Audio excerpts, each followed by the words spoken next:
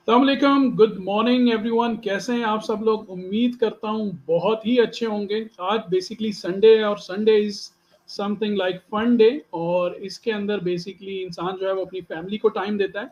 But कुछ चीज़ें ऐसी हैं जो सुनना और समझना जो है वो बहुत ज़रूरी है। इसीलिए आज का जो थीम है वो है पैगाम पाकिस्तान, और पैगाम पाकिस्तान के अंदर जो बहुत ही इम्पोर्टेंट टॉपिक है जो आप लोगों के भी हर दिल अजीज है, और आप लोग उसके बारे में थोड़ा सेंसिटिव भी हैं, उसको सुनना भी चाहते हैं, उसको समझना भी चाहते हैं, और वो है पाकिस्तान के मौजूदा सूरत हाल और कारोबार का मुस्तकबिल क्या है, या कारोबार का स्कोप क्या है आज को देखते हुए, या आज की सूरत हाल को देखते हुए। तो आज जो बेसिकली क्वेश्चंस प्रिपेयर किए हैं वो हमारी एक सिस्टर है, she is leader in Pakistan entrepreneur hub and माशाल्लाह YouTuber.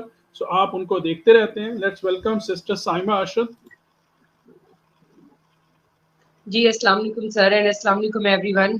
Hope you all are doing great और संडे सबका बहुत अच्छा गुजर रहा होगा। जी वालेकुम अस्सलाम। Sister ji continue please questions. जी तो जैसे कि सर ने आज डिस्कस किया कि हमारा जो आज का टॉपिक है वो हमारा जो करंट जो पाकिस्तान का इकोनॉमी की जो कंडीशन है उससे रिलेटेड, और इस इकोनॉमी के अंदर अगर हमारे जो पाकिस्तान में बिजनेस का स्कोप है, आज हम जो मैं मैक्सिमम क्वेश्चंस करूंगी सर से और सर आपको गाइड करेंगे वो इन्हीं से रिलेटेड होंगे। तो सर मेरा जो आपसे फर्स्ट क्वेश्चन है कि इकोनॉमी की सिचुएशन को देखते हुए जो इस टाइम पाकिस्तान की इकोनॉमी के हालात चल रहे हैं, आपको पता है कि बड़ी बड़ी जो फैक्ट्रीज है वो क्लोज हो रही हैं, बहुत बड़े बड़े ब्रांड्स जो है वो पाकिस्तान से मूव ऑन हो रहे हैं, अपना बिजनेस पाकिस्तान में बंद कर रहे हैं। तो फॉरेन इन्वेस्टर्स आकर यहाँ इन्वेस्ट नहीं करना चाह रहे हैं। और अगर हम आम आदमी की बात करते हैं तो आप आम आदमी को कहाँ पर देखते हैं इस अपॉर्चुनिटी के अकॉर्डिंग कि उनके लिए पाकिस्तान में क्या अपॉर्चुनिटीज हो सकती हैं? देखिए सिस्टर, ये बेसिकली ना बहुत ही इम्पोर्टेंट टॉपिक इसलिए है बिकॉज जो भी इंसान पाकिस्तान में पैदा हुआ, पाकिस्तान में उसके आबाई ख़ानदान है, पाकिस्तान उसकी शनाख्त है, तो वो पाकिस्तान को लेकर बहुत ही सीरियस होता है, और पाकिस्तान के बारे में ना हर वक्त फ़िक्रमंद रहता है बेसिकली, और होना भी चाहिए बिकॉज आपका मुल्क जो है वो आपके घर की तरह होता है। सो आपके घर में अगर सुकून नहीं है, बेअमनी है, तो ऑफ कोर्स हर बच्चे को, हर बड़े को जो है उसके लिए फ़िक्रमंद होना पड़ता है। और अनफॉर्चुनेटली मैं यहाँ पर ये कहना चाहूँगा बिकॉज हमारा जो प्लेटफॉर्म है वो है पाकिस्तान एंटरप्रेन्योर हब, और इसके अंदर हमारा जो बेसिकली फॉर्मूला है सिंपल सा, वो ये है कि जो भी सिचुएशन हो, जो भी प्रॉब्लम है, या जो भी जिस भी चीज़ का हमने सोल्यूशन निकाला है, हम उसको इंटरप्रेन्योर की नज़र से देखकर उसका सोल्यूशन निकालते हैं।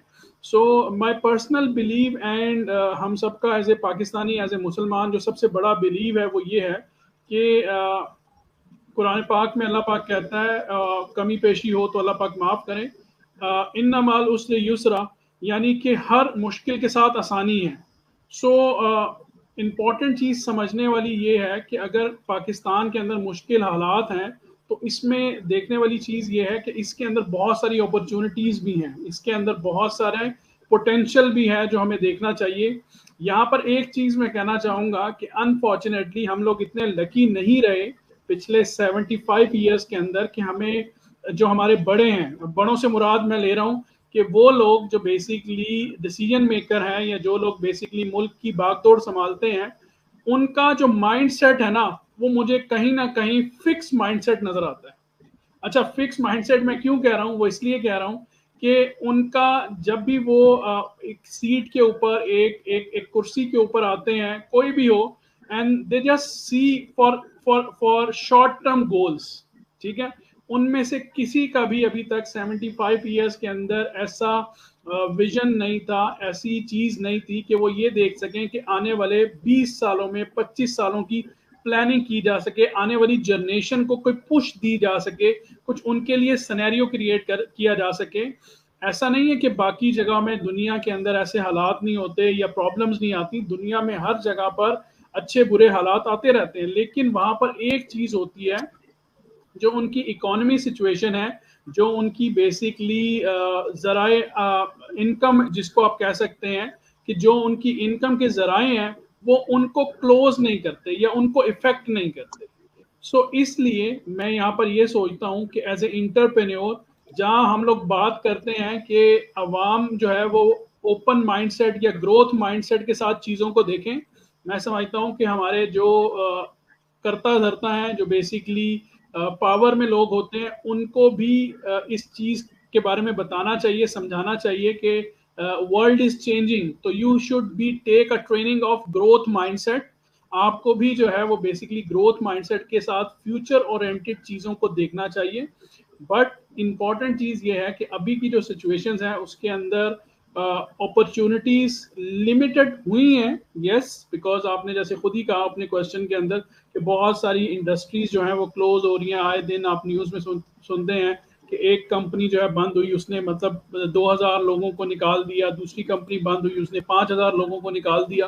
سو اس سے بے روزگاری میں اضافہ ہو رہا ہے. لیکن ہمیں یہاں پر یہ دیکھنا ہے کہ اس سچویشن کے اندر ایز اے انٹرپرینیور ہم کتنی ساری اپرچونٹیز اور کریٹ کر سکتے ہیں.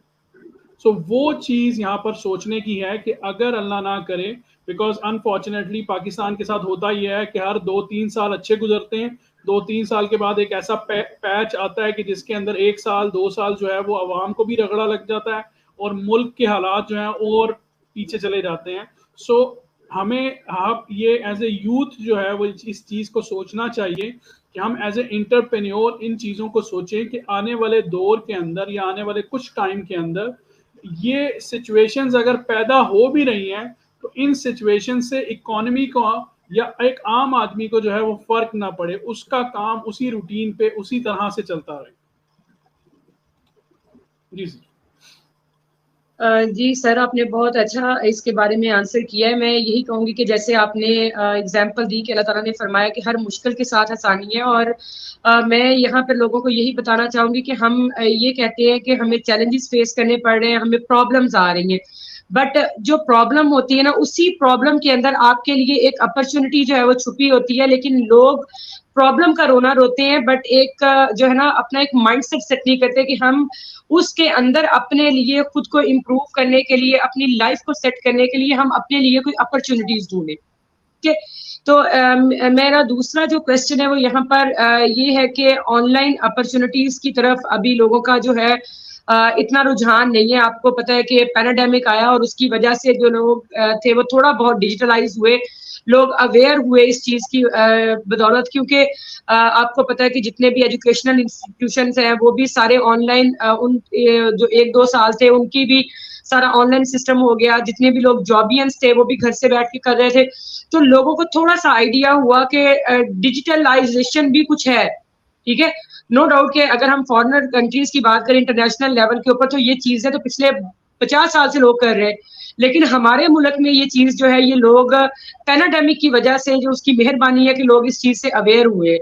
تو میرا یہاں پر یہ سوال ہے کہ آن لائن اپرچونٹی کی اگر ہم بات کرتے ہیں تو وہ یا تو بہت مہنگی ہوتی ہیں, ان کے اگر کورسز کی ہی بات کی جائے تو ان کے کورسز بہت زیادہ ایکسپینسو ہوتے ہیں. تو ایسے حالات میں ان بزنسز کو یا ان اپرچونٹیز کو اویل کرنا یا سٹارٹ کرنا بہت مشکل ہوتا ہے. تو اس کے بارے میں آپ لوگوں کو کیا جو ہے وہ سجیسٹ کرنا چاہیں گے؟ لیکن اس میں انفارچونیٹلی ہمیں یہاں پہ سمجھنے کی بات یہ ہے کہ کووڈ کو ہمیشہ برا سمجھا جاتا ہے, بٹ میرے خیال سے کووڈ نے جہاں پر بہت سارا نقصان کیا ہے وہاں پہ بہت سارا فائدہ بھی کیا ہے. اگر کووڈ نہ آتا تو شاید لوگوں کو انٹرنیٹ کو اس طرح یوز کرنا نہ آتا, یا شاید اس کو یوز کرنے میں ان کو 5 یا 10 سال اور لگ جاتے. ٹھیک ہے, تو پہلے کووڈ سے پہلے انٹرنیٹ کو صرف وہی لوگ یوز کرتے تھے جن کا کنیکشن کہیں نہ کہیں کمپیوٹر فیلڈ سے ہے, آئی ٹی فیلڈ سے ہے, یا آپ یہ کہہ لیں کہ سیل فون انڈسٹری سے ہے. تو وہی لوگ جو ہے وہ صرف انٹرنیٹ سے جو ہے وہ کنیکٹ ہوتے تھے یا انٹرنیٹ سے بینیفٹ لیتے تھے. لیکن جیسے آپ نے کہا کہ کووڈ کے اندر زوم کلاسز شروع ہو گئی تو ٹیچرز نے بھی اس کا فائدہ اٹھانا شروع کر دیا, آن لائن لیکچرز ہونا شروع ہو گئے. تو مطلب بڑی چیزوں نے وہاں پر کووڈ کی وجہ سے جو ہے انٹرنیٹ کو یوز کرنا شروع کیا. اسی دوران جو ہے وہ بیسکلی ایک بوم سا دیکھنے میں آیا, اور وہ یہ تھا کہ انٹرنیٹ بزنس کا ایک بوم آیا, ای کامرس کا بوم آیا. ٹھیک ہے, آن لائن لرننگ کا بوم آیا, آن لائن ارننگ کا بوم آیا. لیکن انفارچونیٹلی جیسے ہی ابھی 2023 کو سٹارٹ ہوئے, تقریباً 5 مہینے گزر چکے ہیں, اور 2023 کے بعد جو لوگ واپس اپنی جابس کے اوپر یا اپنے بزنسز کے اوپر گئے ہیں, تو اس کا مطلب یہ ہے کہ بہت سارے لوگ جو ہیں وہ انٹرنیٹ کو جو ہے وہ ایک ببل کی طرح انہوں نے یوز کیا. ایک ببل تھا, وہ بلاسٹ ہوا, اور اس کے بعد جو ہے وہ لوگ بیسیکلی واپس back to their normal life جو ہے وہ چلے گئے. سو اس کے اندر یہاں پہ ہمیں یہ چیز سمجھنے کی ضرورت ہے کہ ہمیں شارٹ سائٹڈ نہیں ہونا چاہیے. شارٹ سائٹڈ سے مراد یہ ہے کہ چھوٹے چھوٹے ٹائم کے لیے ہمیں اپنے پوائنٹس کو نہیں سمجھنا چاہیے, یہ چھوٹے مفاد کے لیے ہمیں جو ہے وہ اپرچونٹی یا بزنس کو نہیں دیکھنا چاہیے. یا اکثر لوگوں کی سوچ یہ ہوتی ہے کہ مجھے کوئی اپرچونٹی ملی ہے, اس میں سے میں 5 لاکھ روپے نکال لوں, آئی ایم گڈ. میں اس میں سے 10 لاکھ روپے ارن کر لوں, میں اس میں سے 20 لاکھ روپے ارن کر لوں, پھر مجھے بھلے اس اپرچونٹی سے کچھ ملے یا نہ ملے. سو جو یہ شارٹ سائٹڈ مائنڈ سیٹ ہے نا, اس کی وجہ سے اس اپرچونٹی کا بھی نقصان ہوتا ہے, اور اس کی وجہ سے ان لوگوں کا بھی جرنلی تھوڑا بہت فائدہ تو ہو جاتا ہے, لیکن لانگ رن کے اندر ان کو ایک قسم کا یہ کنسیڈر کیا جاتا ہے کہ they can be simple as like فصلی بٹیرے. Basically ایک ٹائم پہ 3 مہینے انہوں نے یہاں کام کیا, 3 مہینے ادھر کام کیا, 6 مہینے ادھر کام کیا. سو اس طریقے سے بیسکلی وہ لوگ جو ہیں وہ اپرچونٹیز کو یوز کرتے ہیں. تو اس کے اندر جو سب سے امپورٹنٹ چیز ہے لوگوں کے سمجھنے کی, کہ اپرچونٹی چاہے آن لائن ہے چاہے آف لائن ہے, آپ نے اس اپرچونٹی کو سمجھنا ہے کہ آپ کے لیے اپرچونٹی کتنے لانگ رن تک لے کے جا سکتی ہے, یا آپ کو اس اپرچونٹی کے اوپر بیٹھ کر کتنا دور جایا جا سکتا ہے. دیکھیں اس کی ایگزامپل ایسے ہی ہے کہ ایک اپرچونٹی جو ہے وہ آپ کے لیے ایک وہیکل ہے, ایک گاڑی ہے, کہ وہ آپ کا کتنا زندگی کا سفر جو ہے وہ کاٹ دیتی ہے. ٹھیک ہے, اب کچھ لوگ ایسے ہوتے ہیں کہ جو اپرچونٹی بہت اچھی ہوتی ہے, لیکن اس میں جلدی سوار ہونے کی بھی کوشش کرتے ہیں اور جلدی ہی اترنے کی بھی کوشش کرتے ہیں. اس کا نقصان یہ ہوتا ہے کہ وہ اس نہ جرنی کو انجوائے کر سکتے ہیں, اور نہ ہی وہ اس جرنی اس اپرچونٹی کو لانگ رن میں پلان کر پاتے ہیں. تو آئی ہوپ کہ لوگوں کو سمجھ آئے کہ انٹرنیٹ کے اوپر سب سے پہلی چیز یہ ہے کہ on line courses, on line opportunities کو سمجھنے کے لیے جو چیزیں ضروری ہیں وہ یہ ہیں کہ آپ جس بھی اپرچونٹی کو ریسرچ کریں, اس کے پہلے پرو یعنی کہ اس کے فائدوں کو لکھیں, اور اس کے نقصانات کو لکھیں, پرو اینڈ کونس کو لکھیں اپنے سامنے, اور دیکھیں کہ آپ کا کتنا ٹائم اس اپرچونٹی سے بینیفٹ ہو سکتا ہے, اور کیا یہ اپرچونٹی ایسی ہے جو اگلے 5 سال بھی چلے گی, کیا یہ اپرچونٹی ایسی ہے کہ جو آپ کا 10 سال کا فیوچر سیکیور کر سکتی ہے. جب آپ کو اس چیز کے اوپر شیورٹی ہو جائے تو پھر آپ اس اپرچونٹی کے اوپر اپنی انویسٹمنٹ کو بھی پلان کریں, اپنے ٹائم کو بھی پلان کریں, بیکاز ٹائم از آلسو منی. اگر آپ کسی اپرچونٹی کو صرف اس وجہ سے چھوڑ دیتے ہیں کہ اس کے اوپر مجھے 2 مہینے لرننگ کرنی پڑے گی, تو دس از مین کہ آپ جو ہیں وہ کہیں نہ کہیں لیزی انسان ہیں, آپ اپنے کمفرٹ زون میں رہنا چاہتے ہو. سو اس لیے جب آپ اپرچونٹی کو دیکھتے ہو تو اس کی اچھے طریقے سے جانچ پڑتال کرو, آپ اس کے بارے میں ریسرچ کرو, اور کوشش کرو کہ آپ کو وہ ساری انفارمیشن پہلے مل جائے, نہ کہ آپ اس اپرچونٹی میں چھلانگ مار دو اور پھر آپ کو پتا لگے یہ اپرچونٹی تو آپ کے لیے ہے ہی نہیں. تو اس لیے every opportunity is not for every one, لیکن آپ کو یہ سمجھنا ہے کہ اس اپرچونٹی کے لیے آپ کا کیا فائدہ.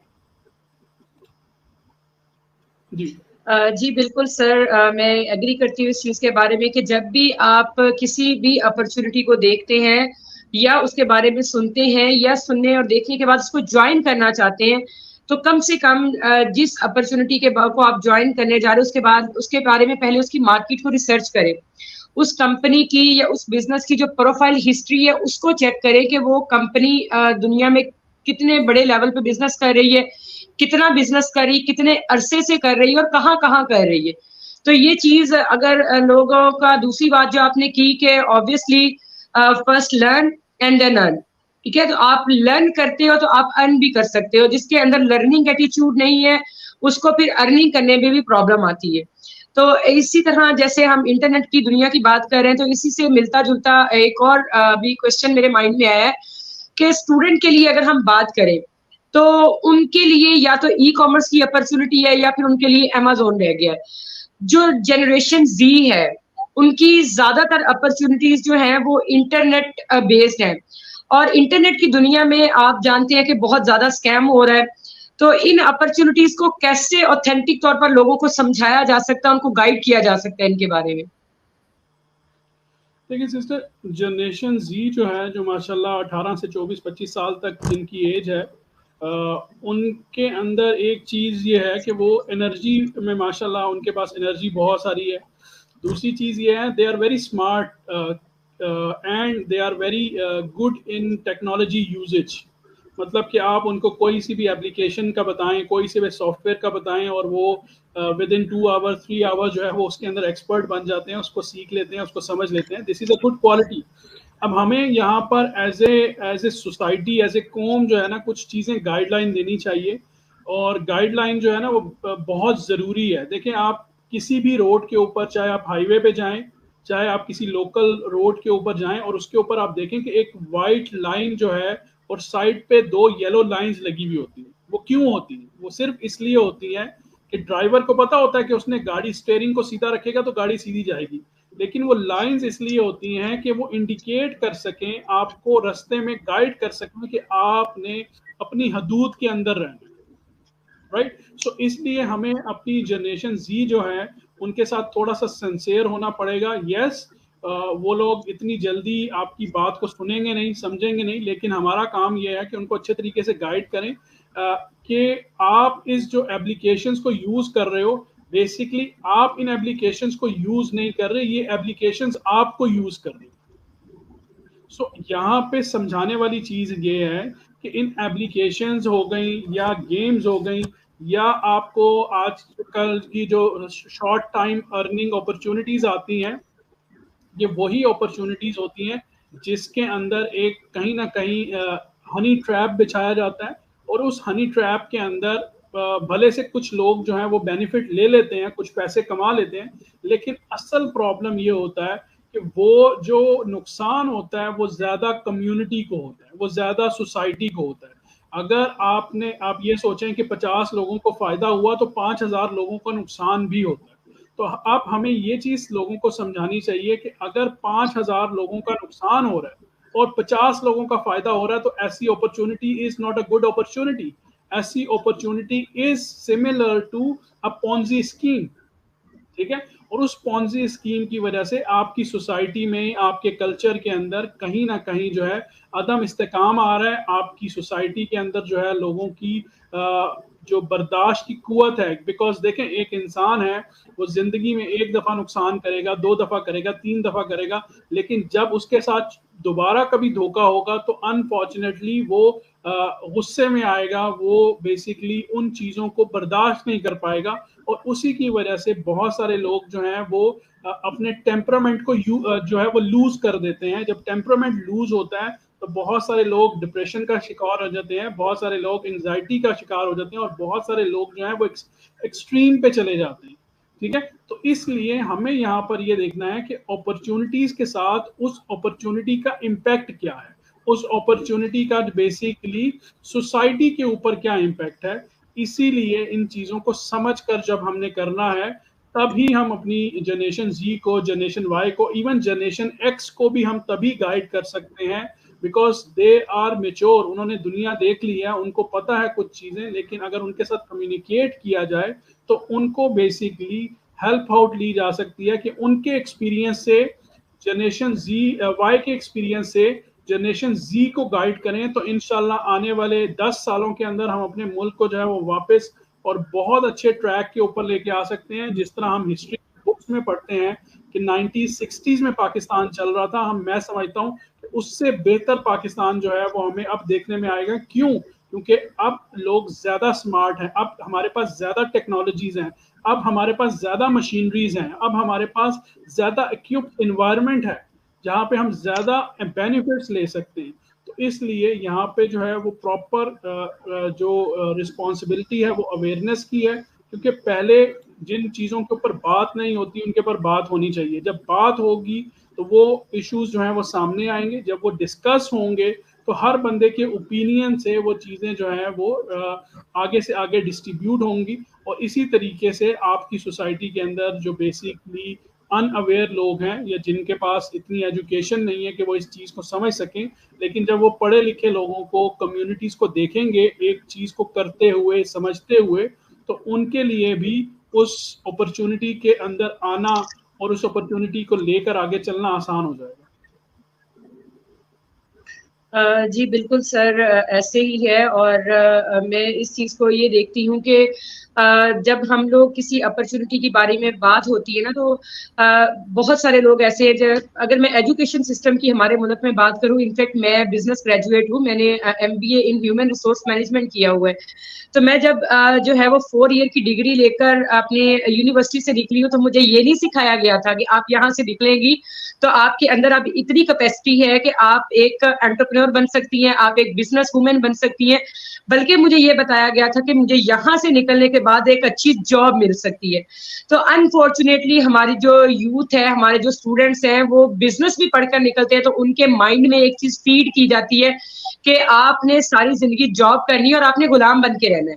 ठीक है, तो ये चीज जो इंडिपेंडेंसी है, बिजनेस की तरफ लेकर आना, जब हमारी यूथ को इसके बेनिफिट्स के बारे में ही नहीं बताया जाता, उनको इस चीज के बारे में अवेयर ही नहीं किया जाता, उनको बार बार उनके माइंड में ये चीज फीड की जाती है कि डिग्रियां लें और बस आपने जाके अब कोई जॉब कर लेनी है।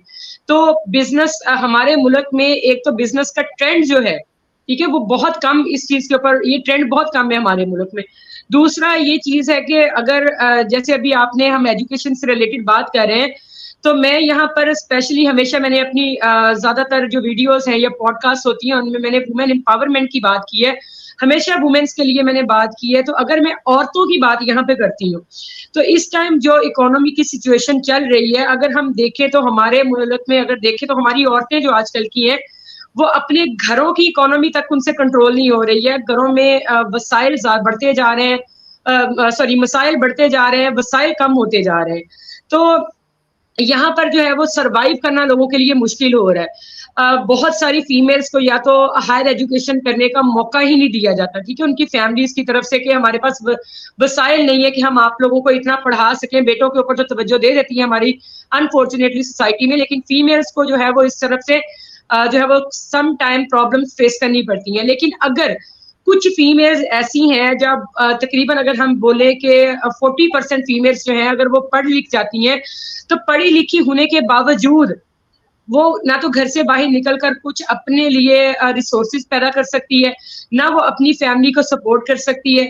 तो ये चीजें जो हैं, अगर हम देखते हैं कि फीमेल्स के लिए ऐसी क्या अपॉर्चुनिटीज हैं जो हम फीमेल्स में, जिसको हम देख सकते हैं कि ग्रो करें। अनफॉर्चुनेटली हमारी जो अपॉर्चुनिटीज हैं, उनमें तो हमारे मेल हजरात को भी फायदा नहीं हो रहा, ठीक है, जो इस टाइम लोग हैं। तो जो फीमेल्स, हम उनको भी किस तरह से इन अपॉर्चुनिटीज की तरफ ला सकते हैं और उनको इसके बारे में अवेयरनेस दे सकते हैं। सिस्टर, इसमें ना माशाल्लाह आपके क्वेश्चन के अंदर दो चीज़ें मुझे जो है, एक चीज़ से मुझे इख्तलाफ है और एक चीज़ से मैं 100% एग्री करूँगा। पहले मैं आपको बताता हूँ कि मुझे इख्तलाफ किस चीज़ से है। इख्तलाफ जो है वो मुझे इस चीज़ से है कि लोग अक्सर कहते हैं, आपने भी अपने क्वेश्चन में कहा कि नौकरी जो है वो जॉब, एजुकेशन सिस्टम जो है वो सिर्फ नौकर बना देता है या जॉब्स की तरफ लेके चला जाता है। सो एक चीज़ मैं कहूँगा कि कोई भी नौकरी जो है वो बुरी नहीं है, कोई भी नौकरी बुरी नहीं है। हमें थोड़ा सा ना अपने माइंड को ग्रोथ माइंडसेट की तरफ लेके जाना चाहिए। और यहाँ पर मैंने अक्सर यूट्यूब के ऊपर भी देखा है कि बहुत सारे इन्फ्लुएंसर्स जो हैं या बहुत सारे लोग जो हैं, वो कहते हैं कि जॉब करनी नहीं चाहिए, जॉब होनी नहीं चाहिए, ये जॉब बुरी चीज़ है। बट आई विल से कि अगर आप जॉब को इतना बुरा कहने लग जाओगे, आप जॉब को एक गाली बना दोगे, तो बेसिकली सोसाइटी में कोई इंसान भी जो है वो जॉब की तरफ नहीं जाएगा। और अगर लोग जॉब की तरफ नहीं जाएंगे तो हमारी इंडस्ट्रीज के अंदर, फैक्ट्रीज के अंदर, हमारे और गवर्नमेंट इदारों के अंदर, हमारे प्राइवेट ऑर्गेनाइजेशंस के अंदर जो जॉब्स वाला जो सेक्टर है वो बहुत बड़ा मिस हो जाएगा। तो जॉब ज़रूर करनी चाहिए जो लोग जॉब करना चाहते हैं, बिकॉज इट्स वेरी इंपॉर्टेंट कि जॉब की जाए।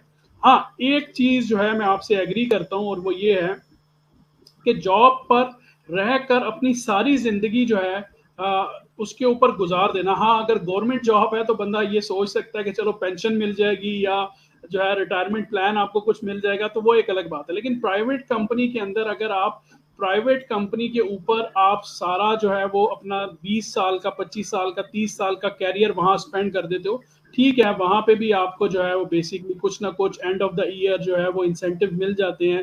20 سال کی نوکری ہو تو آپ کو 5-10 لاکھ روپے مل جاتے ہیں.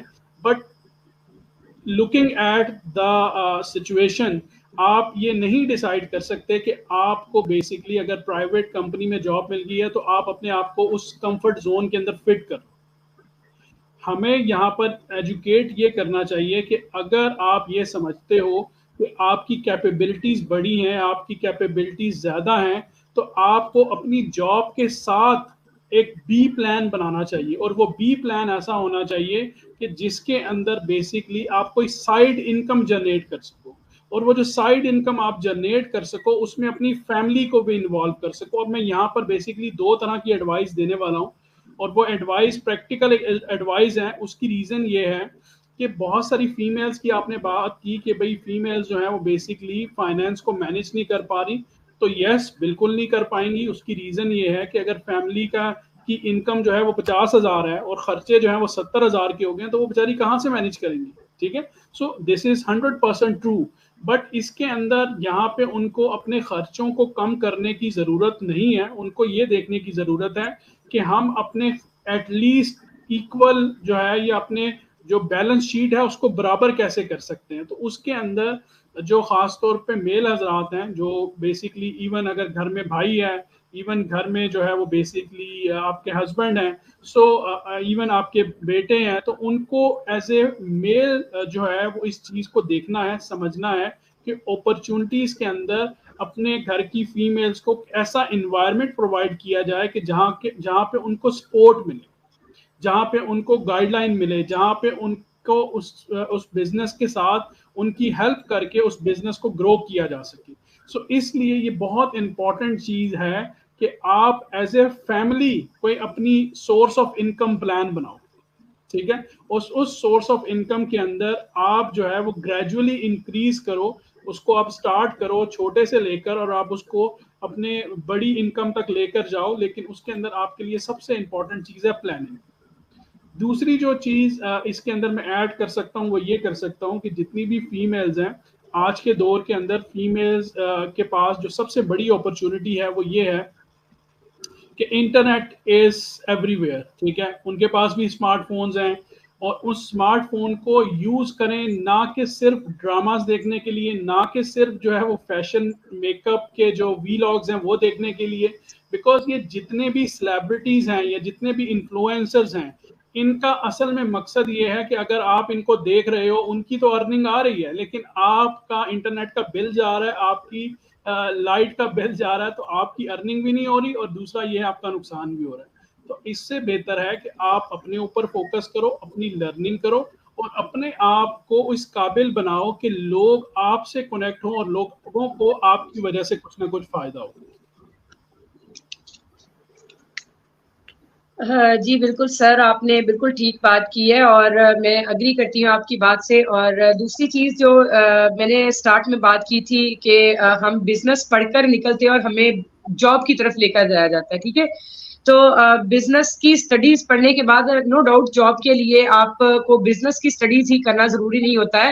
اگر ایک انسان ہے, اگر میں اپنی بات کروں تو میں نے جب بزنس کی اسٹڈیز کی تھی نا تو میں نے اس مائنڈ سیٹ سے نہیں کی تھی کہ میں نے بزنس کی اسٹڈیز کرنی ہے تو میں نے کوئی جاب ہی کرنی ہے. بزنس کی اسٹڈیز کرنے سے مراد یہ تھا کہ اگر میں یہاں سے نکلوں تو میں اس قابل ہوں کہ اگر میرے فیملی بیک گراؤنڈ میں میں ان میرڈ تھی, میرے بردر تھے, میرے فادر تھے, وہ ایک بزنس کر رہے تھے, تو میرا یہ مائنڈ سیٹ تھا کہ میں ان کو اس چیز میں ہیلپ آؤٹ کروں, ٹھیک ہے. میں اپنی جو ایکسپرٹیز ہے وہ میں ان کو دوں تاکہ ہم مل کر اپنا جو ایک جس کو کہتے ہیں بزنس سرکل ہے اس کو ایک چھوٹے لیول پر رکھنے کی بجائے ہم ایک بڑے لیول پر لے کر جائیں. اور ان فیکٹ کہ میری اس سوچ سے متاثر ہو کر ہم تقریباً جو ہے 4 بہن بھائیوں میں ہم 3 جو بہن بھائی ہیں ہم لوگ بزنس گریجویٹ ہی ہم لوگوں نے کیا ہوا تھا. لیکن جو ہے انفارچونیٹلی میں شادی کے بعد سعودیہ چلی گئی اور یہ چیزیں میں کنٹینیو نہیں کر پائی. بٹ الحمدللہ ناؤ آئی فیل پراؤڈ کہ میں ایک ایسی کمیونٹی کا پارٹ ہوں جہاں پر میں اپنی خود کی باس ہوں. مجھے یہ سب چیزیں جو ہیں مجھے فیس نہیں کرنی پڑ رہی. لیکن نیکسٹ اگر ہم بزنس کے اسکوپ کے بارے میں ہی بات کر رہے ہیں تو سر میں نے دیکھا ہے کہ پچھلے کچھ جو ہمارا پچھلے ایئر کا کچھ سروے تھا یا یہ جو کمنگ ایئر ہمارا یہ جو 3-4 منتھس ہمارے گزر گئے ہیں اس کے اندر بہت سارے تقریباً راؤنڈ اباؤٹ ایک گورنمنٹ سروے کے مطابق 8 لاکھ پاکستانی جو ہیں وہ ہمارا ملک چھوڑ کر جا چکے ہیں. ٹھیک ہے. کیونکہ ان کو لگتا ہے کہ یہاں پر ان امپلائمنٹ بہت زیادہ ہے, ان کا کیریئر یہاں پر نہیں ہے.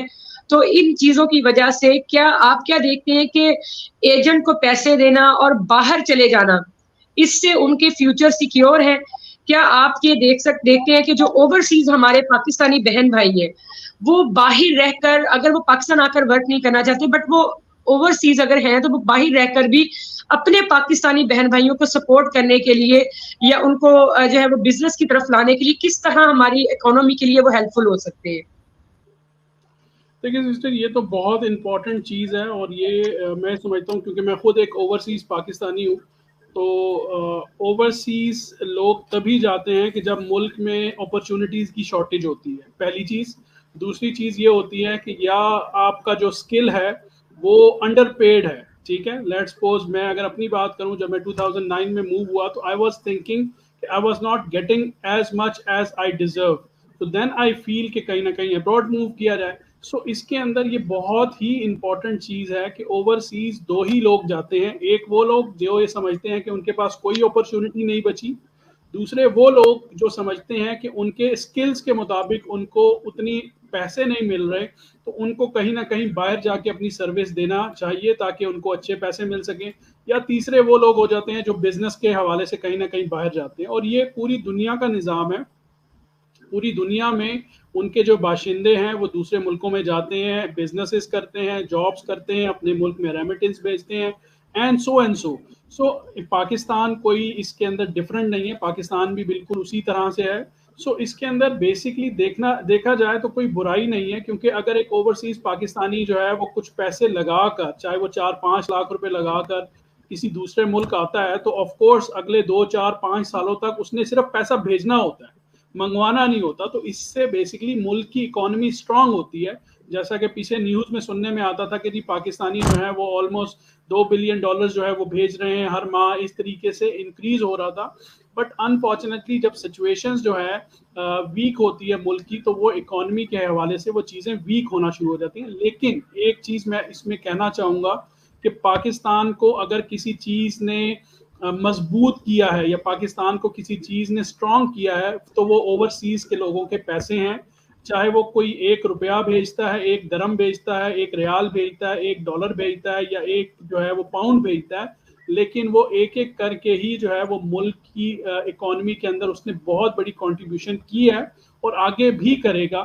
لیکن یہاں پر میں یہ سمجھتا ہوں کہ اوورسیز پاکستانیوں کو, انکلوڈنگ می, میں خود بھی اور میرے جو دوست احباب ہیں یا جو کمیونٹیز ہیں جن کے اندر ہم بات کرتے رہتے ہیں, ایون پاکستان انٹرپرینیور ہب کے پوائنٹ سے بھی ہم لوگ بات کرتے رہتے ہیں کہ اوورسیز پاکستانی ایز اے ہمیں پاکستان کے اندر صرف پیسے نہیں بھیجنے چاہیے, ہمیں اپنے سکلز وہاں جا کر سرو کرنے چاہیے. ہمارے پاس جو ٹیلنٹ ہے ہمیں وہ جا کے سرو کرنا چاہیے, پلس ہمیں کچھ وہاں پہ جا کر اپنی انویسٹمنٹ کر کے انڈسٹریلائز چیزیں کرنی چاہیے. اور وہ انشاءاللہ تبھی ہوگا کہ جب ملک کے اندر تھوڑی سی سچویشن بہتر ہوگی, اور مجھے نہیں لگتا کہ اس میں کوئی بہت زیادہ دیر ہے. میرا کنفرم بلیف اللہ پاک کے اوپر ہے کہ اللہ پاک جو ہے وہ پاکستان کو انشاءاللہ واپس اس کے پیروں پہ کھڑا کرے گا. اور میں یہ بالکل سمجھتا ہوں کہ آنے والے انہی مہینوں میں لوگوں کو شاید یہ مشکل وقت لگ رہا ہوگا, لیکن مجھے یہ وقت لگ رہا ہے کہ جیسے مشکل کٹ رہی ہے اور آسانی کا وقت آ رہا ہے ہمارے پہ. تو انشاءاللہ اللہ پاک جو ہے وہ 2023 ہی کے اندر دنیا پاکستان کے رستے پہ چلائے, اور 2024-2025 جو ہے وہ پاکستان کے لیے ایک برائٹ فیوچر جو ہے وہ ہو.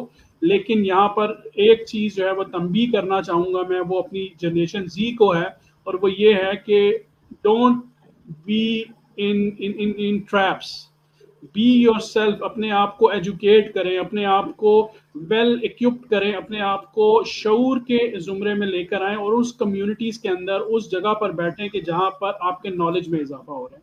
سو انشاءاللہ پاکستان ول بی بیک. اور میری پوری دعا ہے اور ہم سب کی, ایون پاکستان انٹرپرینیور ہب کے جتنے بھی لیڈرز ہیں ان سب کی یہ دعا ہے اور کوشش ہے کہ اس کو ہم جلد سے جلد طرف لے کے جائیں. جی سر انشاءاللہ انشاءاللہ. جی سر ہوپ سو کہ ہمارا جو آج کا یہ پوڈ کاسٹ ہے اس سے کافی لوگوں کو جو ہے وہ ان کے کوشچنس جو ہیں وہ کلیئر ہو گئے ہوں گے, کافی انفارمیٹیو لگا ہوگا یہ بہت سارے لوگوں کو. اور میں یہی کہوں گی کہ پاکستان کے لیے جو ہے وہ جو اس ٹائم جس طرح کے حالات سے پاکستان گزر رہا ہے, پاکستان کے لیے دعا کرنی چاہیے کہ اللہ تعالیٰ ہمارے ملک کے حالات کو بہتر کرے, تب ہی ہمارے لیے جو ہے نا وہ اپرچونیٹیز کے رستے جو ہیں وہ ہمارے لیے مزید کھلیں گے. اور جو لوگ, آپ نے بالکل ٹھیک کہا کہ لوگ اگر باہر جاتے ہیں تو یہ کوئی برائی نہیں ہے, لیکن زیادہ تر لوگ جو ہے جب ان کو اپنے ملک میں مواقع نہیں نہ ملتے تو وہ تب باہر کے ملک کی طرف جانے کا سوچتے ہیں. اور یہ چیز اگر ہم اپنے سراؤنڈنگ میں یا اپنے فیملی سرکل میں بھی دیکھیں نا تو یہ چیز بہت کامن ہے کہ جو تھوڑی بہت ایجوکیشن لے کر بچے, مطلب جو یوتھ ہوتی ہے تھوڑی بہت ایجوکیشن لی ہے, وہ جاب کی تلاش کرتے ہیں, جاب اب ان کو مل رہی ہے 10-15 ہزار روپے کی, تو وہ کیا کرتے ہیں وہ موو آن ہونا شروع ہو جاتے ہیں باہر کے ملکوں میں. تو ان کو یہ لگتا ہے کہ اگر وہ باہر جائیں گے تو وہ محنت مزدوری کر کے, ٹھیک ہے, ایک تو ہوتا ہے نا کہ آپ ایجوکیٹڈ ہیں اور آپ جا کے اپنا ایکسپیرینس اپنی اسکلس لوگوں کو دے رہے ہیں, بٹ وہ یہ سمجھتے ہیں کہ ہم محنت مزدوری کر لیں گے باہر جا کر اور ہم ڈالرز میں یا پاؤنڈز میں کما کر تو ہم اپنے ملک میں بھیجیں گے. تو نو ڈاؤٹ کہ اس سے جو ہے پاکستان میں پیسہ آتا تو ہے, بٹ ہمارے پاکستان سے ایک اچھا ٹیلنٹ, اسکلڈ پیپل, وہ لوگ بھی جا رہے ہیں. ٹھیک ہے, تو یہ چیز آپ کو پتا ہے بہت سارے ڈاکٹرز بھی اس بات سے ایک چیز میں اور بھی کہوں گا, اصل میں ٹیلنٹ 80% پاکستان میں ہوتا ہے اور 100% جو ہے وہ اوورسیز جا کے پالش ہوتا ہے. اور میرے خیال سے جب وہ پالش ہو جاتا ہے پھر ہمارے پاس ایسے موقع ہونے چاہیے کہ وہ واپس آ کر وہ اپنی سروسز دے سکیں. پاکستان میں 100% ٹیلنٹ جو ہے وہ تیار نہیں ہوتا, کیونکہ انہوں نے بیسیکلی اوورسیز کی مار نہیں کھائی ہوئی ہوتی, انہوں نے اوورسیز کے چیلنجز نہیں دیکھے ہوئے ہوتے, ان کو آرام طلبی ہوتی ہے. لیکن جب وہ اوورسیز پہنچ جاتے ہیں تب وہ اوورسیز بن کے جو ہے نا وہ بیسیکلی جس کو کہتے ہیں نا لوہا جو ہے وہ گرم ہو کے یا پک کے جو ہے وہ بیسیکلی کندن بنتا ہے. تو اصل میں جو پاکستانی ہے جب وہ اوورسیز پہنچتا ہے تو پھر وہ کندن بنتا ہے, اور میرے خیال سے اس کندن کو واپس بلانا جو ہے نا وہ پاکستانیوں کی رسپانسبلٹیز ہے کہ جب وہ پاکستانی اوورسیز پاکستانیوں سے کام کریں تو اس کے ساتھ آنیسٹی ہو. دیکھیں پاکستان میں انویسٹمنٹ ہوتی ہے, کنسٹرکشنز ہوتی ہے, پلاٹ خریدے جاتے ہیں, لیکن ان بیچاروں کے ساتھ بڑی زیادتی ہوتی ہے کہ وہ پلاٹ کے اوپر قبضے ہو جاتے ہیں. تو یہ وہ چیزیں ہیں جو پاکستان میں نہیں ہونی چاہیے, جس سے جو ہے وہ اوورسیز پاکستانی کا ایک ٹرسٹ لیول جو ہے وہ انکریز ہوگا, اور وہ نہ صرف اپنے آپ کو واپس لے کے آئے گا بلکہ وہ اپنی انویسٹمنٹ کے ساتھ اپنے سکلز کو بھی واپس لے کے آئے گا, جس سے پاکستان اور زیادہ خوشحال ہوگا اور پاکستان میں رہنے والے پاکستانی بھی خوشحال ہوں گے. جی انشاءاللہ بالکل سر. چلیں تھینک یو سو مچ سر آپ کے ٹائم کا, اور بہت اچھا لگا آپ سے بات کر کے. میں یہی کہوں گی کہ پاکستان کے لیے دعا کریں اور دعا میں یاد رکھیے گا. اللہ حافظ.